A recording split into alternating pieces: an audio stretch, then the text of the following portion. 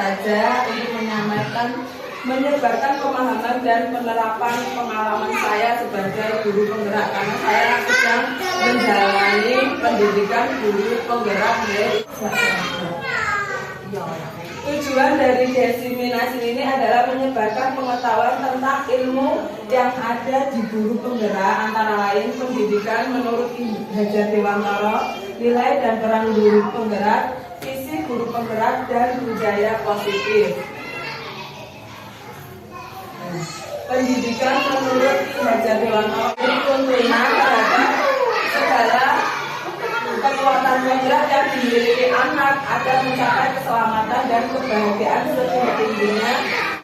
Budaya positif yang ada di sekolah membantu pencapaian visi sekolah. Untuk mewujudkan visi sekolah, peran guru yang merupakan ujung tombak kualitas pendidikan di sekolahan. Nah, untuk strateginya sendiri, yaitu yang pertama, teori motivasi perilaku manusia. Yang pertama, untuk menghindari kenyamanan. Biasanya manusia itu termotivasi itu satu, untuk menghindari ketidaknyamanan atau hukuman. Aku rapat sekolah, aku mau sekolah, main aja dihukum. Kui biasanya kayak kui, kan aja dihukum ibu, kan aja dihukum guru lah. Yang kedua, untuk mendapatkan imbalan atau penghargaan orang lain. Aku tujuan berangkat sekolah main di alam karo abahe, kalau bapaknya kalau ibu biasanya tujuannya kayak gitu. Terus yang ketiga, untuk menjadi orang yang mereka inginkan dan menghargai diri sendiri lah. Yang nomor tiga itu berarti niatnya dari hati sendiri, untuk diri sendiri, tidak untuk dihukum, tidak untuk diberi pujian. Satu, kebutuhan bertahan hidup seperti makan, pakaian, kesehatan. Yang kedua, ini kasih sayang dan rasa diterima di keluarga, di masyarakat, di rekan-rekan kerja. Nah, ini yang ketiga, penguasaan. Keempat, kebebasan. Dan yang terakhir, kesenangan. Untuk sendiri, tiga institusi ini nih yang kemarin aku praktekkan adalah proses menciptakan kondisi bagi murid untuk memperbaiki kesalahan mereka sehingga mereka kembali pada kelompok dan karakter yang kuat. Nah, caranya adalah yang pertama, menstabilkan identitas, yaitu kesalahan sebagai proses pembelajaran. Berarti kita sebagai guru menstabilkan identitas anak-anak yang melakukan kesalahan seperti makan saat pembelajaran, Terus yang kedua, validasi tindakan yang salah.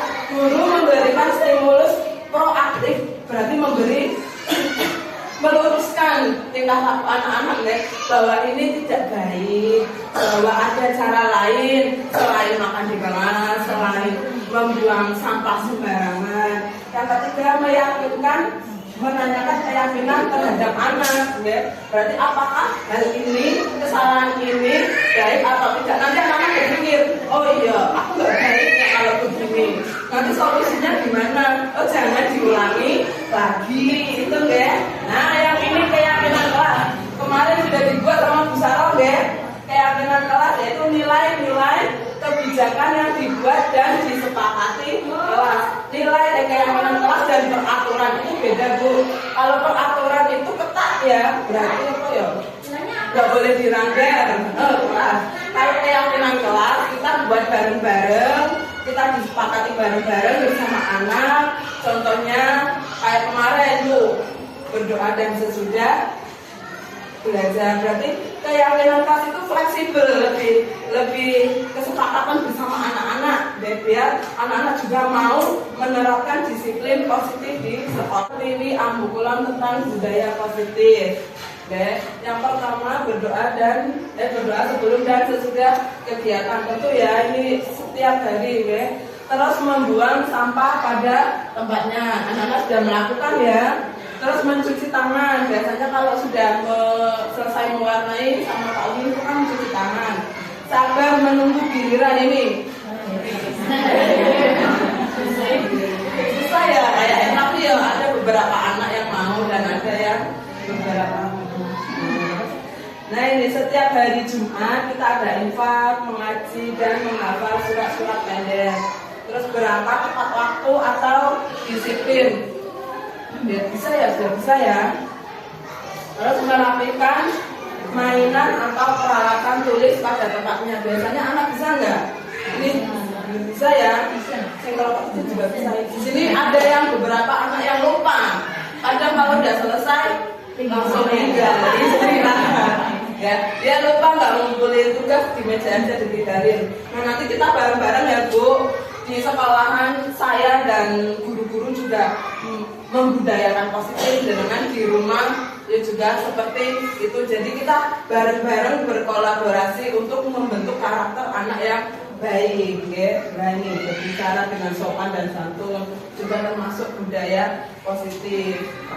Ya, belajar bareng-bareng. Terus kebiasaan-kebiasaan yang ada di sekolah juga diterapkan di rumah. Iya ya benar ya. Jangan di sekolah ya. Iya, misalkan setelah bermain dibersih terus ditaruh di tempatnya lagi. Jangan di rumah malah banyak. Nah, terus dibuang. Kalau beda lagi ya benar ya. Seperti itu udah. Untuk yang lain. Yang lain Bu ini bisa boleh ada lagi yang perlu disampaikan tentang budaya positif. Tapi contohnya aku bingung nggak bisa. Cara berbicaranya. Oh iya, cara berbicara. Ada anak yang kebawa di sekolah berbicaranya kurang baik. Jadi akhirnya menimbulkan baik sama dirinya. Iya. Berarti bicaranya di rumah juga dijaga di sekolah ya.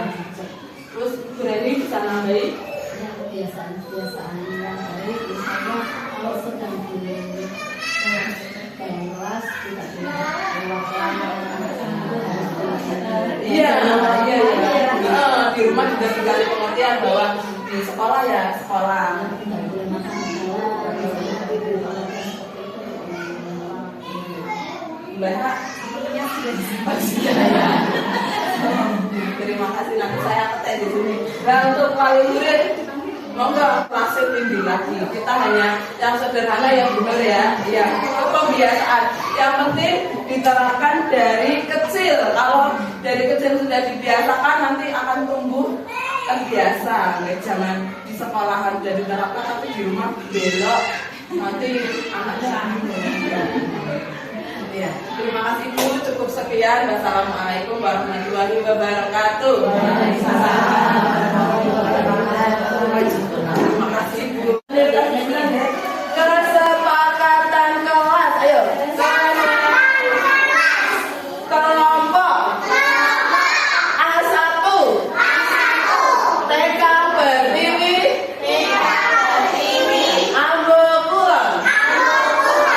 Apa yang pertama lah? Kira-kira ini gambar apa ya? Iya, berdoa. Jadi nanti setiap hari anak-anak harus berdoa sebelum dan sesudah kegiatan. Nah, ini berdoanya sambil apa ya? Mas Dilan, sambil apa ya ini berdoanya ya? Sambil duduk. Ya, bareng-bareng.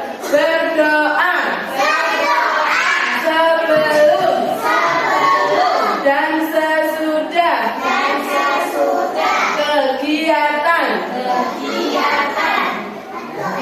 Yang kedua, bermain bersama teman. Yuk, bermain bersama teman. Ya, kalau anak-anak di sekolahan itu kan temannya banyak, jadi harus bermain bersama teman. Tidak boleh rebut tangan, harus bareng-bareng.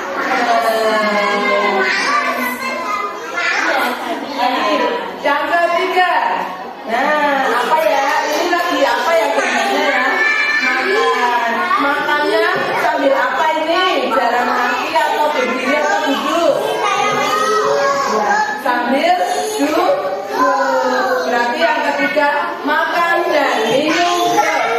Makan dan minum sambil duduk.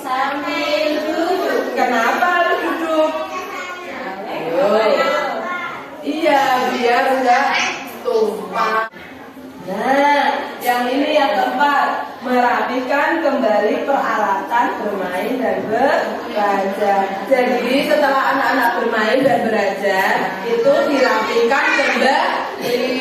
Ditaruh di map, ada pensil, ada buku, terus dikembalikan di sini. Paham nggak? Kalau bermain juga ditempatkan di tempatnya, diberesin ya. Nah, yang terakhir ini apa ya kira-kira ya? Membuang sampah di mana? Tong sampah. Ada yang membuang sampah di bawah meja? Tidak ada, pintar semua. Tepuk pintar. Pintar. Setuju enggak? Siapa yang setuju tunjuk tangan? Nah, tadi yang pertama apa ya? Berdoa sebelum dan sesudah kegiatan. Yang kedua, bermain bersama teman. Yang ketiga, makan dan minum sambil duduk. Terus yang keempat, merapikan kembali peralatan bermain dan belajar. Yang kelima, membuang sampah pada tempat. Ya, pada tempat sampah, tong sampah. Di mana tempatnya? Jagalah kebersihan kelas yang bersih, sungguh indah. Kelas yang bersih, sungguh indah. Ya, tepuk anak soleh. Aku anak soleh, rajin sholat, rajin ngaji,